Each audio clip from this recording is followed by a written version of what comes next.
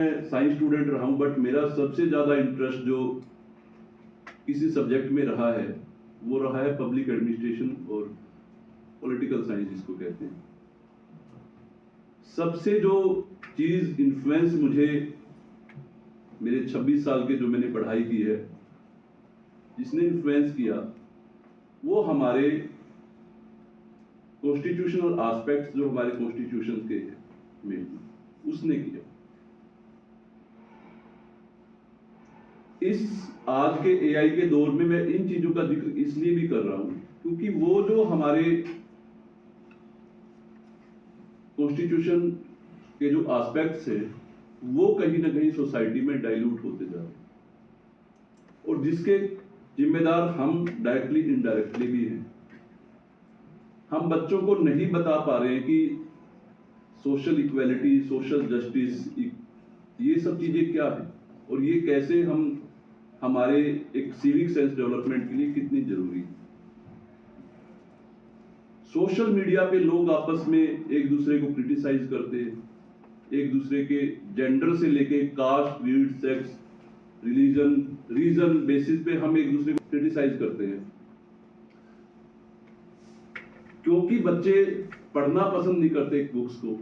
वो इस एस्पेक्ट को समझ ही नहीं पा रहे वो किस डायरेक्शन में जा रहे। उनको लगता है सोशल मीडिया पे, व्हाट्सएप पे जो आया है वही सब ठीक है। तो सोशल मीडिया का भी कोई फायदा नहीं जो आपको अनसोशल बना दे।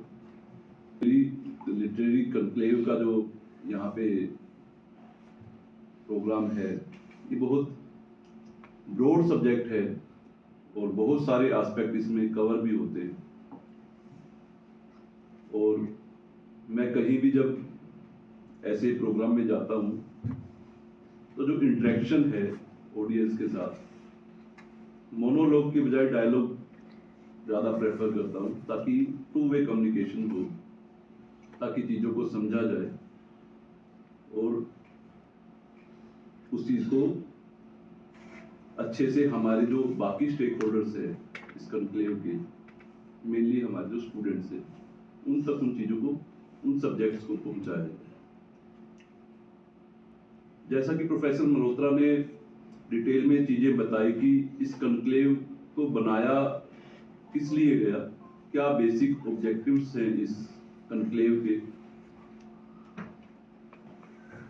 वो सभी एस्पेक्ट जो है वो हम आज के इस दौर में सस्टेनेबल तरीके से चला सके, ये हमारे सबके लिए बड़ा चैलेंजिंग एस्पेक्ट हो चुका है। सोशल मीडिया के जमाने में किताबें पढ़ना, किताबें रखना और लोगों को मोटिवेट करना कि उनको पढ़े, ये बहुत चैलेंज हो चुका है। हमारे ब्यूरोक्रेटिक एस्पेक्ट में भी हम देखते हैं कि एआई बड़ा यूज होने लगा है। कोई भी कोर्ट के ऑर्डर्स हैं या और सब चीजें हैं तो लैंग्वेज से ही पता चलता है कि ये एआई जनरेटेड फॉर्मेट्स हैं। तो बच्चों का जो रुझान है किताबों की तरफ वो कम होता जा रहा है। तो ये हमारे सभी जो टीचिंग फैकल्टी है, हमारे जो प्रोफेसर है, उसके लिए बड़ा चैलेंजिंग हो चुका है। बट हमें बच्चों को ये समझाना पड़ेगा कि जो चीजें लाइब्रेरी में अवेलेबल है वो इंटरनेट पे अवेलेबल नहीं हो सकती।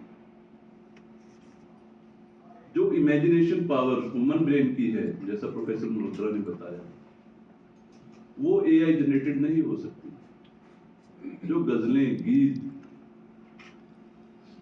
जो क्रिएशंस हमारे इतिहासकारों ने या नोवेल लिखने वालों ने या गजलें लिखने वालों ने, नज़में लिखने वालों ने, क्रिएशंस जो उनकी इमेजिनेशन थी वो एआई जनरेटेड कभी भी नहीं हो। तो इस रेशनल अप्रोच के साथ हमें अपने स्टूडेंट्स को पढ़ाना है और ये इस कॉन्क्लेव का एक ऑब्जेक्टिव जो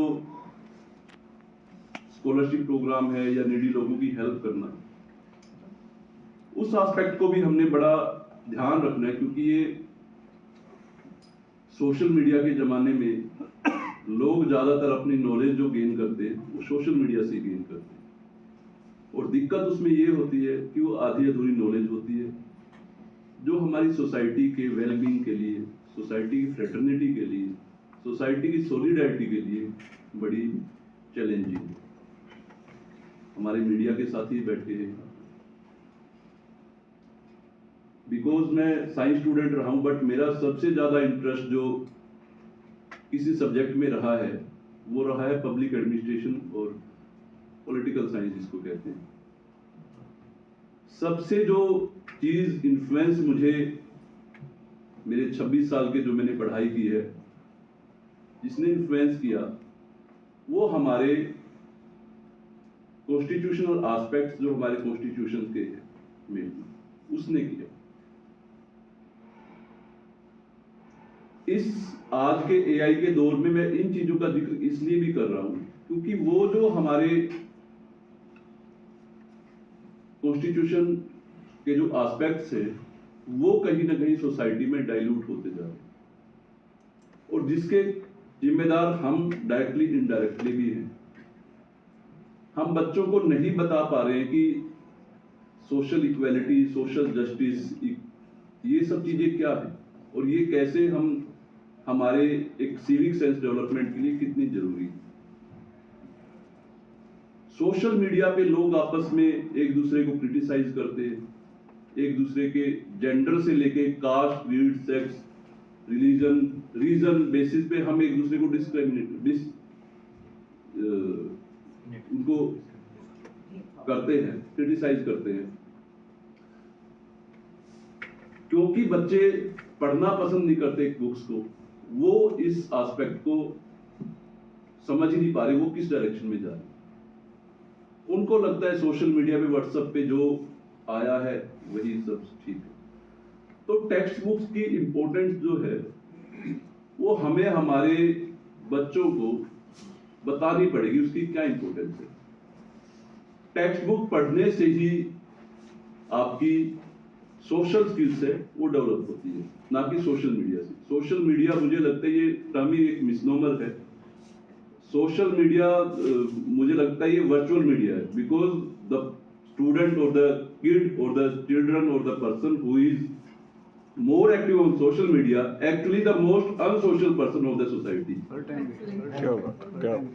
बंद कमरे में हम अपने को बंद करके मोबाइल पे या लैपटॉप पे या डेस्कटॉप पे घंटों बैठे रहते हैं, हमें पता ही नहीं चलता। कोई डोर भी नॉक कर रहा है, हेडसेट लगा लिए, म्यूजिक सुन रहे। तो एंटरटेनमेंट पॉइंट ऑफ व्यू से वो चीजें ठीक भी है, but on A broader aspect हम ऐसे बच्चों को सोसाइटी में पैदा कर रहे हैं या उनको ऐसे एनवायरनमेंट में पालन पोषण कर रहे हैं जो सोशल एस्पेक्ट को बिल्कुल भूल चुके हैं। उसकी दुनिया उस कमरे तक ही सीमित है, उसके फोन तक ही सीमित है। तो सोशल मीडिया का भी कोई फायदा नहीं जो आपको अनसोशल बना दे। तो ऐसे लिटरेरी कंक्लेव जो है, मैं बड़ा थैंकफुल हूं मल्होत्रा जी का। अब एक ऐसे कंक्लेव में एक कंपटीशन रहता है एक्सटेम्पोर। अब बच्चे को कोई टॉपिक, उसमें यही होता है कि कोई टॉपिक आपने दिया, आपने स्टेज पे जाना है जी, और जैसे इंटरनेशनल स्टडीज के प्रोफेसर रहे हैं मल्होत्रा जी, तो उन बच्चों को वो एस्पेक्ट पता ही नहीं है, वो उस पे 5 मिनट बोल ही नहीं सकते। जियोपॉलिटिक्स समझ में ही नहीं आ रही बच्चों को। जियोपॉलिटिक्स कैसे सस्टेनेबल डेवलपमेंट के साथ कनेक्टेड है वो समझ ही नहीं आ रही है। ये डेनमार्क का इश्यू इंटरनेशनली क्यों चल रहा है, बच्चे कनेक्ट ही नहीं कर पा रहे। वहां पे मिनरल रिसोर्सेज की अबंडेंस इतनी ज्यादा है, ग्लोबल वार्मिंग की वजह से आइस मेल्ट हो रही है, वहां की लैंड जो है वो एक्सपोज हो रही है। हो सकता है मिनरल वहां से निकालना, स्पेशली जो हमारे पेट्रोलियम प्रोडक्ट्स हैं उनको निकालना इजी हो जाए। तो जियोपॉलिटिक्स हमारे क्लाइमेट से कैसे कनेक्टेड है, और वो क्लाइमेट चेंज जो है हमारे सस्टेनेबल डेवलपमेंट को कैसे अफेक्ट करता है, और फिर इंटरनेशनली जो पोलराइजेशन हो रहा है बड़ी बड़ी शक्तियों का, ध्रुवीकरण जिसको हम कहते हैं, वो क्यों हो रहा है, वो बच्चे उस चीज को समझ ही नहीं पा रहे। तो उसके लिए जरूरी है कि टेक्स्ट बुक उनको हम पढ़ाएं। इसके अलावा जो बाकी एस्पेक्ट हैं, जैसे बुक्स के बारे में गीत गजलें और ये जो हमने बुक्स आज इनोगुलेट की है, कविताएं, ये भी बड़ा इम्पोर्टेंट एस्पेक्ट है। बच्चों को पता होना चाहिए, इन छोटी छोटी चीजों की वैल्यू होनी चाहिए। तो आप सभी से, क्योंकि आप सभी लर्नड लोग हैं, आपको जो उर्दू में वो वर्ड है, आपको जिंदगी का इल्म बहुत ज्यादा है, तो मैं आपके सामने बोल पा रहा हूँ, ये मेरे लिए ही बहुत मुश्किल बात है कि मैं आपको इतनी सब चीजें बोल पा रहा हूँ। बट मुझसे, मैं आपसे यही एक्सपेक्ट करूंगा कि हमारे जो सोशल वैल्यू सिस्टम है उसको थोड़ा सा मजबूती से, क्योंकि आप सभी यंग लोग हैं, मैं मानता हूं कि आप यंग हैं, age is just a number, तो मजबूती से अपने सोसाइटी में बच्चों को इन सोशल वैल्यू सिस्टम को अच्छे से उनको अडॉप्ट करवाएं और ऐसी लिटरेरी कॉन्क्लेव के जरिए सभी को मोटिवेट करते रहें। किताबें ही हमारी सबसे अच्छी दोस्त हैं, ये इस मोटो के साथ हम सभी को समझाएं कि इनकी इम्पोर्टेंस क्या। तो ज़्यादा टाइम ना लेते हुए मैं वापस अपनी चेयर पे बैठूंगा। तो आई होप आप जो मैं समझाने की कोशिश कर रहा था वो समझ पाए। Thank you.